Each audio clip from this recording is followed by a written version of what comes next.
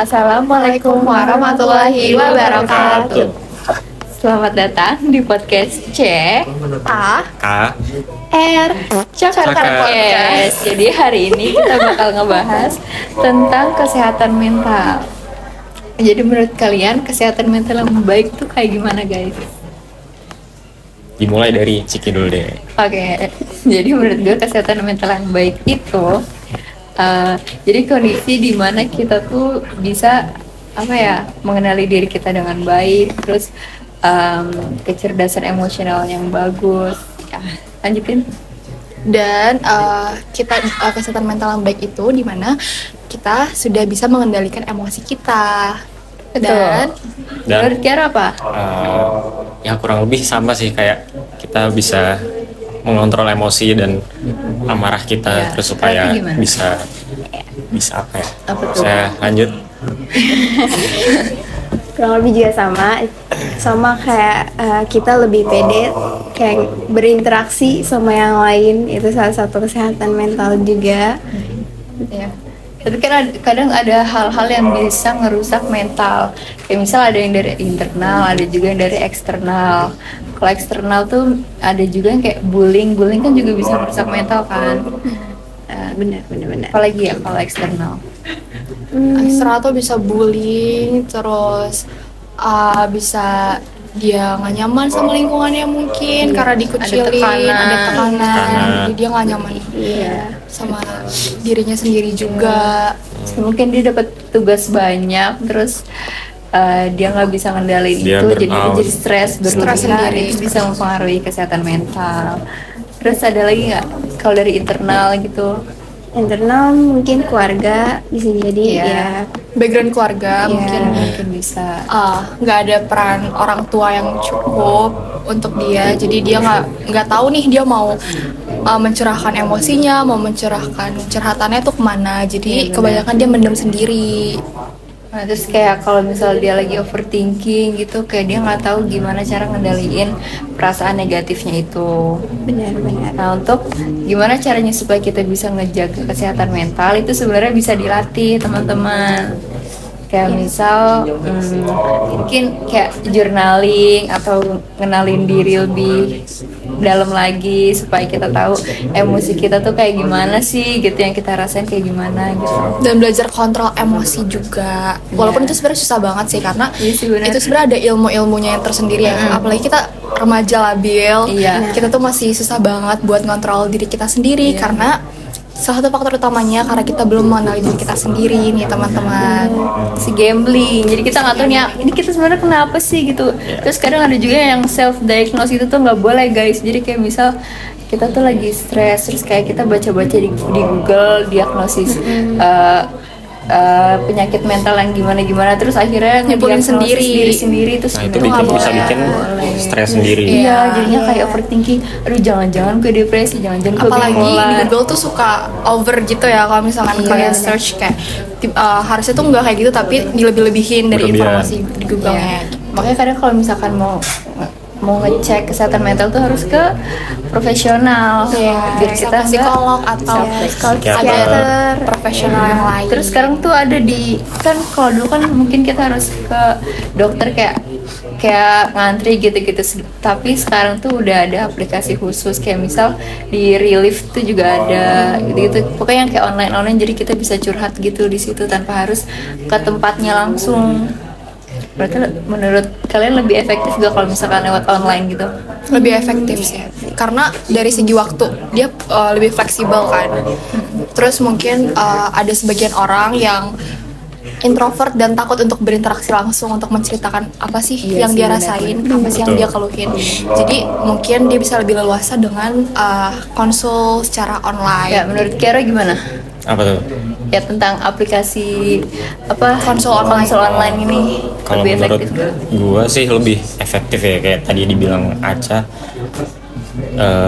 Buat yang mungkin introvert atau apa kan, mungkin kalau ngomong ke yang langsung di tempat gitu kan pasti grogi atau apa kan. Nah itu mungkin bisa kebantu sama tenaga ahli yang ada di online gitu. Jadi lebih kalau leluasa juga kalau ada ya. yang keterbatasan waktu gitu, jadi bisa lebih Yes, fleksibel gitu bisa. ya. Cuman mungkin Emang. kurangnya nggak bisa lihat ekspresi secara langsung gitu Iya, kan. betul. Biasa kalau ngecek kayak gitu kan butuh apa ngelihat mimik mukanya kayak gimana gitu kan, Betul. pandangannya gimana gitu-gitu. Mungkin minusnya di situ. Tapi bisa sih kalau misalkan sekarang juga ada kan ya, kita bisa ngelihat perasaan seseorang dari tulisan-tulisannya. Oh iya, benar-benar. Ya dari kata-kata dia menyampaikan apa yang pengen dia sampaikan itu udah kelihatan. Rancu atau enggak, Iya. gimana, apa yang dia rasain gitu-gitu ya. Iya. Tapi kalau misalkan kalian yang ada di posisi pengen ngecek kesehatan mental, prefer mana? Online atau ketemu langsung? Kalau gue sendiri sih prefer untuk ketemu langsung, karena selain jadi bisa lebih apa ya, lebih bonding gitu sama psikiaternya, juga kita juga lebih luasa gitu loh. Karena kan kalau online kita harus ngetik gitu, kita kan kadang mager kan. Jadi kayak gue prefer untuk ngomong langsung, karena jadi lebih luasa juga sih obrolannya dan lebih terbuka. Kiaro gimana? Kiaro sama Ratu Kalau gue sih prefer lewat online. online. Kenapa tuh? Ya, yang tadi gue bilang lebih leluasa, terus Lebih Fleksibel. fleksibel, lebih cepet ngehemat gitu ya, waktu. gercep. Bener. Iya iya. Sih lebih enak langsung ya. Kadang tuh kalau misalnya ngetik tuh kadang kalau misal ngomong langsung kan ya kita ngomong apa adanya. Tapi Iya, kan kalau langsung kadang keluar kalau gitu. iya, Kalau nanti kayak harus mikir dulu, jadi karena- nggak keluar semua gitu Iya. ya. Dan kadang kita nggak ngerti cara Mungkin lewat bukannya kata-kata gimana. Sedangkan kalau langsung kayak langsung nyerocos aja gitu kan bisa ya. Iya, cerita aja. Iya, terus kayak lebih emosional juga, kayak mau nangis ya udah tinggal nangis gitu. Iya sih. Apalagi ya? Kira-kira nih untuk ngatasin penyakit mental, kira-kira tuh kita harus ngapain sih? Mungkin di sini ada yang kayak ngerasa mentalnya tuh gak baik-baik aja, terus kayak apa yang harus mereka lakukan gitu. Sebenarnya sih kalau itu yang pertama yang tadi, jangan self diagnose. Jadi kayak jangan cari di Google terus lu bikin kesimpulan sendiri kayak oh gue kayaknya bipolar nih, gue kayak ini nih. Jangan sama sekali, gak boleh Negative guys, thinking. gak boleh. Jadi kalau misalkan kalian emang udah ngerasa mental kalian lagi nggak baik-baik aja dan kalian butuh penanganan sama yang profesional, bisa langsung ke psikiater Ya, sama ke tenaga yang ahli, yang profesional di bidangnya. Karena kalau misalkan self diagnose tuh kayak aduh, jatuhnya kayak misalkan dari kalian yang aslinya tuh cuman stres biasa, terus gara-gara self diagnose malah bisa jadi beneran Karena kepikiran kan. penyakit Dan sugesti itu. guys, sugesti itu ngaruh banget. Iya, kayak misal awalnya dia cuma stres-stres biasa, terus kayak dia tuh self diagnose kalau dia tuh depresi. Nah, nanti bisa jadi sugesti untuk dirinya sendiri yang tadinya cuma stres malah bisa jadi depresi beneran. Benar. Itu sebenarnya bahaya banget sih sebenarnya ya. Itu bahaya banget dan banyak dari kita tuh yang belum teredukasi gitu loh sama kayak psikiater dan lain-lain gitu. Terus Dan- ada apa? Biaya psikiater tuh udah ditanggung BPJS belum sih? Iya, Iya, ada juga bener katanya juga. yang udah ditanggung BPJS. Iya. Bisa bayar pakai Iya, BPJS. tapi banyak yang belum tahu juga nih, mungkin bisa jadi benar. info buat Mungkin teman-teman. masih tabu. Terus juga kadang tuh orang kalau misalkan pengen ke psikolog tuh takut dibilang kayak ih lo gila ya atau gimana gitu. Padahal kesehatan mental itu harus dijaga sama kayak kita menjaga kesehatan fisik. Betul. Mereka tuh selaras. Jadi kayak mungkin mentalnya keganggu, tapi bukan berarti dia tuh gila gitu loh. Ya sama aja kayak fisik kita pasti ada kalanya kayak merasa kurang enak badan atau gimana gitu. Dan justru kalau kalian ngerasa udah ada yang salah nih sama kesehatan mental kalian, itu tuh harus segera dicek. Karena kalau emang bener ada apa-apa, bisa cepat diobatin sebelum makin parah, teman-teman. Benar. Karena masalah yang gak kelihatan itu kadang lebih membahayakan. Betul. Terus jangan kalian berpikir kayak kalau kalian ke psikolog atau psikiater tandanya kalian udah gila. Enggak guys, kalian Itu normal. normal, tenang aja. Sama aja kayak kita kalau misalkan mau medical check up ke dokter tentang kesehatan fisik kayak itu ya 11-12 lah. Cuman emang mungkin masyarakat kita masih tabu sama kesehatan mental gitu, takut dibilang apa-apa gitu. Ya nggak? Jadi jangan pedulin omongan orang yang kayak gitu ya guys. Kalian kalau ngerasa ada yang salah, langsung aja pergi ke psikiater. Betul sekali. Nah, bedanya psikolog sama psikiater tuh apa sih? Jadi kalau psikolog apa tuh, Ca? Jadi kalau psikolog itu apa ya, orang Dia kayak lebih wadah dia yang aja tempat curhat gitu. tempat curhatnya. Nah, Kalau nanti di next psikiater. levelnya tuh ke psikiater. Kayak Psikiater. misal kalau pasiennya butuh obat, itu nanti Psikiater. dilanjutkan Di resep, dikasih resep. oleh psikiater. Terus kayak untuk kuliahnya juga beda ya. Ya benar. Lagi ya? Menurut kalian kan kita kan udah ngelewatin masa COVID-19 gitu ya. Menurut kalian tuh COVID-19 itu bikin kita jadi anak introvert nggak sih? Kayak tadinya ekstrovert gara-gara COVID-19 kita di rumah doang. Iya, karena gue sedikit merasakan karena kan kayak kalau COVID kan di rumah terus kan. Jadi itu skill sosialisasinya tuh menurun juga. Dan mungkin ada banyak orang yang ngerasa kesepian gitu, jadi stres, kesepian, dan akhirnya mungkin bisa berakibat ke mentalnya itu. Betul. Dan kita jadi lebih banyak berinteraksi di belakang layar gitu nggak sih? Jadi kayak pas mulai menyesuaikan diri setelah COVID, mulai bertatapan langsung sama orang lain, kita tuh jadi kayak harus menyesuaikan diri lagi, harus adaptasi lagi. Ya benar. Jadi itu mungkin bikin mental beberapa orang tuh agak culture shock gitu, mungkin bisa dibilang ya. Terus mungkin kalau misalkan ada yang lagi stres gitu karena kan COVID-19, dia nggak bisa cerita-cerita ke temennya, jadi dipendam sendiri. Terus kadang tuh kalau misalkan kita mendem sendiri tuh pasti ada pikiran-pikiran tuh yang menghasut itu, pikiran-pikiran negatif yang datang, dan itu kan Makan juga sama pikiran ya, sendiri itu overthinking itu kan banyak zaman sekarang. Iya, dan kita kan selama di rumah akhirnya kita cuma paling megang gadget, media sosial. Nah, media sosial itu juga ngaruh sama kesehatan impact-nya tuh gede Betul. banget. Medsos. Bener-bener. Terus kayak di medsos tuh kadang juga itu self diagnosis tuh banyak banget, kayak nanti tiba-tiba ciri-ciri orang depresi, ciri-ciri bipolar gitu tuh bisa jadi penyebab juga, dan itu bahaya banget sih. Terus apalagi kan kalau COVID-19 kan kita ngabisin banyak waktu main HP ya, main gadget. Terus kadang tuh di sosmed tuh ada yang konten-kontennya tuh jelek-jelek lah, negatif-negatif. Ya kita jadi apa ya, kalau ngeliat konten-konten gitu kita jadi ngebandingin hidup kita sama Benar-benar itu ngaruh banget buat kesehatan mental. itu sih. berpengaruh sih. Jadi nggak pede, insecure gitu kan banyak. Karena kalau di sosmed pasti semua orang tuh bakal nunjukin sisi terbaiknya mereka. Jadi kayak kalian nggak tahu di belakang behind the scene hidup mereka tuh kayak gimana, tapi kalian cuma ngeliat yang bagus-bagusnya aja, karena emang semua orang itu kalau ngepost apapun di sosmed pasti yang bagus-bagus, nggak mungkin mereka nyebarin kesedihan mereka atau gimana di sosmed. Jadi kalian jangan gampang terpengaruh dengan postingan-postingan di sosmed ya guys. Terus kayak kalau ngebanding-bandingin hidup kita sama orang lain kan jadi semakin terpuruk. Itu nggak baik. Dan bisa menghambat perkembangan diri sendiri juga nggak sih, karena nggak percaya diri, nganggap dirinya tuh selalu kurang, jadi itu bisa menjadi faktor penghambat. Iya. Mungkin untuk melatih mental kita supaya lebih apa ya, kayak lebih menjaga kesehatan mental, mungkin bisa dilatih dengan latihan mengekspresikan diri. Jadi kayak kalau misalkan ada rasa emosional bukan cuma marah ya, tapi kayak sedih, senang gitu-gitu tuh kita latihan supaya lebih ekspresif dan bisa menyampaikan emosi kita yang lagi kita rasain. Itu sebenarnya bisa ngurangin apa ya, beban di diri kita gitu loh. Jadi kan lebih banyak yang dikeluarin tuh, jadi lebih legowo aja rasanya, Lebih lega. Dan penting banget untuk punya teman curhat sama bestie kalian. Mungkin kalian masih takut untuk ke psikolog atau ke ahlinya, kalian bisa mulai dari curhat ke bestie kalian dulu dan minta saran dari mereka. Curcol. Dan itu pentingnya punya skill sosialisasi juga. Betul. Jadi kalian nggak selalu sendirian terus nih kalau punya teman. At least ada teman yang diajak ngobrol, yang diajak untuk nemenin sedih-sedihnya kalian.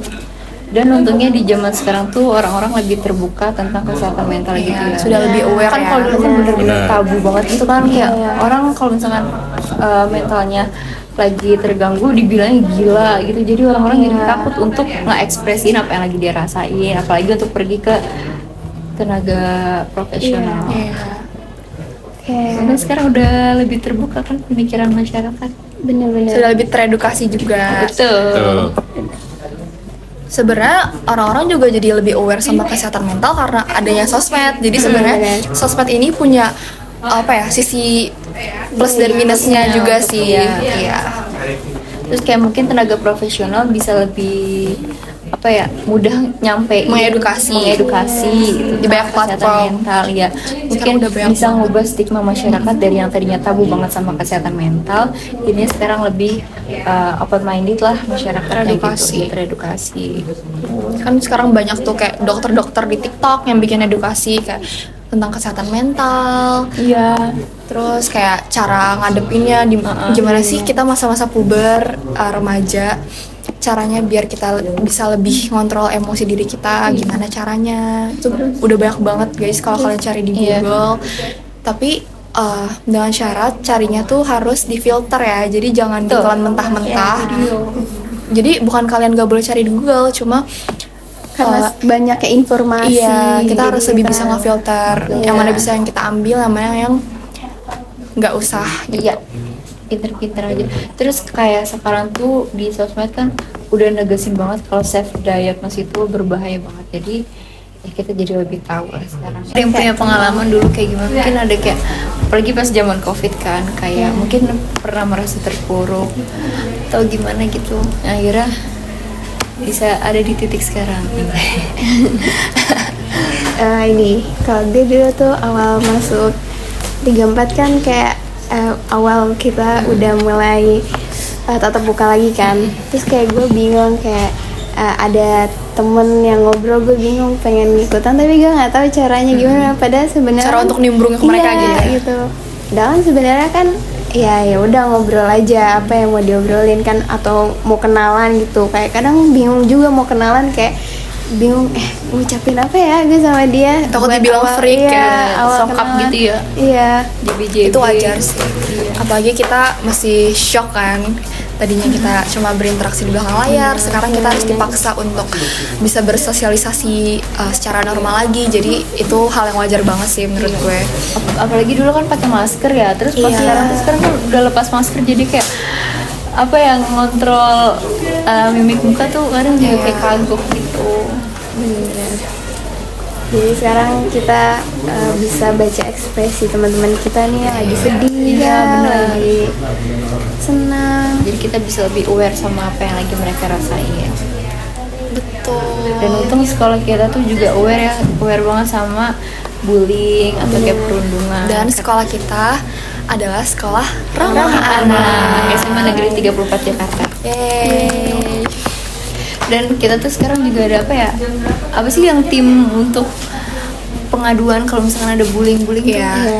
tuh? Jadi sekolah kita udah ada, kalau misalkan kalian ngerasa nggak nyaman atau ada titik-titik spot tertentu di sekolah ini yang mengganggu yang sekiranya ada potensi untuk terjadinya bullying, itu kalian bisa ngelaporin Iya, nih. bisa diadukan. Iya, lewat G-form dengan identitas anonim atau tidak diketahui. Dan yang nanganin itu ada tim dari guru kita sendiri guys. Jadi alhamdulillahnya sekolah kita sangat aware tentang hal-hal yang seperti itu. Jadi kalian nggak perlu takut lagi kalau misalnya kalian dirundung kakak kelas atau dicegat atau dilabrak, kalian bisa langsung lapor ke G-form yang sudah disediakan di sekolah ini. Iya betul sekali Betul sekali.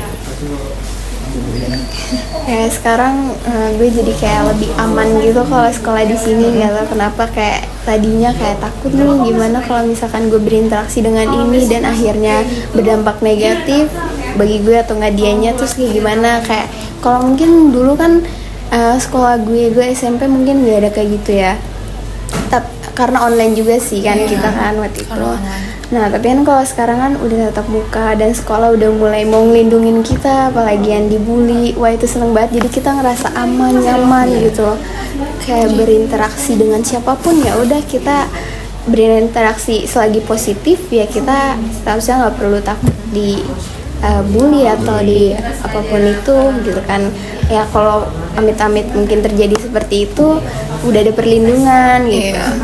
Karena sebenarnya untuk menjaga kesehatan mental itu selain dari diri kita sendiri, yang paling penting itu dari dukungan Lingkungan support kita. dari lingkungan. Betul banget. Jadi bisa dibilang dengan adanya label sekolah ramah anak itu bisa jadi safe place untuk siswa dan siswinya. Benar sekali.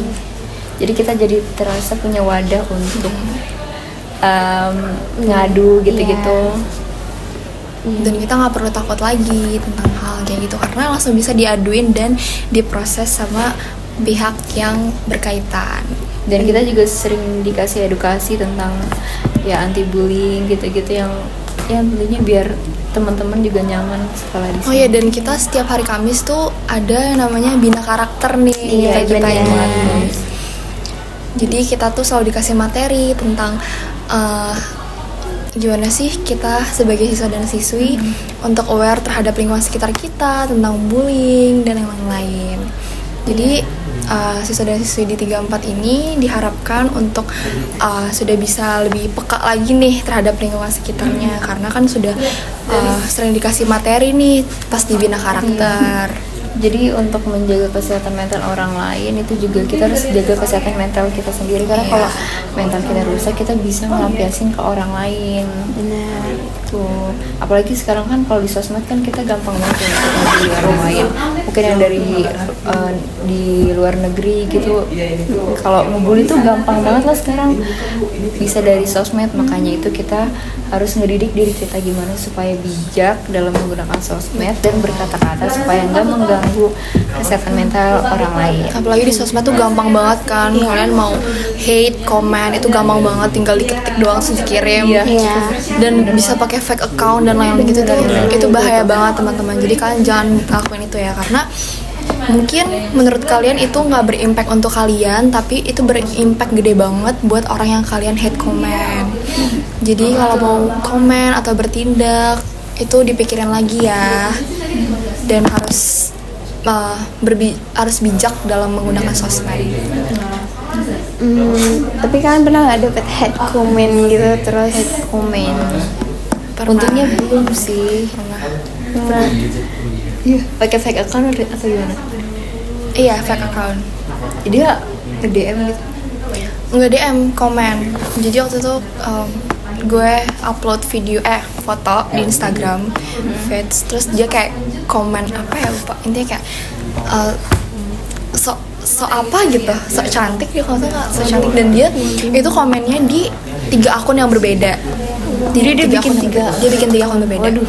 Jadi gue udah sempat ngeblok satu akunnya, dia komen lagi pakai akun yang lain. Terus dia bikin akun lagi, gue blok lagi, dia bikin lagi yang lain, sampai capek. Dan sampai bisa sekarang bikin ngedrop. sampai sekarang nggak tahu orangnya siapa. Dan dulu kan itu kejadian udah lama sih, SMP. Jadi emang belum aware kan sama kesehatan mental gitu. Jadi cuma bisa nangis sendiri di kamar, mau curhat sama ortu juga nggak berani karena takut disangkanya lebay atau gimana karena dapat komenan kayak gitu. Terus kira-kira ada dampak gak dari komen itu? Ada banget. Ya, jadi mungkin ngerasa Jadi nggak percaya diri, terus sempet juga tuh jadi kayak yang tadinya kan apa-apa tuh kalau misalnya ngerasa cantik, ngerasa bagus langsung di post di sosmed kan, apalagi sekarang cewek. mikir dulu. Sekarang mikirnya tuh bisa 10 kali kayak aduh takut nanti di komen gini, di komen gitu. Tapi balik lagi akhirnya makin kesini gue makin mikir kayak itu sosmed gue, terserah gue mau post apa, dan itu sebenarnya hak yang komen juga sih mau komen kayak gimana. Jadi gue mengambil kesimpulan kalau lo udah berani post di sosmed berarti lo siap dengar semua komenan. Padahal sebenarnya kalau dipikir-pikir itu cuma fake account yang nggak tahu orangnya siapa, tapi itu tuh kalimat negatif itu tuh bisa berdampak banget buat orang lain. Dan bisa jadi mereka tuh cuma iri guys sama kalian karena mereka nggak bisa jadi kayak kalian. Jadi yang bisa mereka lakuin apa? Cuma hate comment di belakang layar. Itu pengecut banget. Kan jangan kayak gitu ya guys.